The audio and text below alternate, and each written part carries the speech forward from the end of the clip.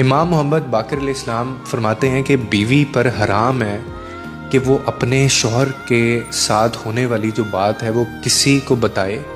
چاہے وہ معمولی سی بات کیوں نہ ہو، وہ کسی غیر کے سامنے اس کو بیان کرے، یہ حرام ہے اس کے اوپر، بلکہ حتیٰ کہ یہاں تک کہا گیا ہے کہ وہ اپنی ماں کو بھی نہ بتائے۔ لیکن میں دیکھتا ہوں کہ افسوس کے ساتھ اکثر عورتیں یہ غلطی کر بیٹھتی ہیں، جس کی وجہ سے جو رشتہ ہے وہ آہستہ آہستہ خراب ہونا شروع ہو جاتا ہے اور یہاں تک کہ ٹوٹ جاتا ہے۔ شوہر اور بیوی جو ہے نا سر، اس کا جو تعلق ہے وہ اعتماد، پردے اور رازداری کے اوپر قائم ہوتا ہے، یہ بنیادیں ہوتی ہیں، اور جب یہ راز باہر جانے لگے نا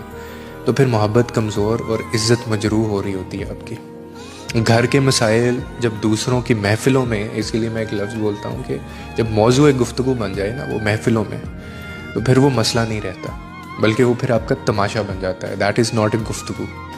اور پھر رشتے کے اندر سکون باقی نہیں رہتا، یہ ممکن ہی نہیں ہے۔ تو یہ جو میرج لائف ہے نا، بیسیکلی اس کی خوبصورتی یہ ہے اصل میں کہ جو دکھ سکھ ہیں، جو ناراضگیاں ہیں، جو کمزوریاں ہیں، جو عیب ہیں، وہ گھر کی چار دیواری میں رہیں،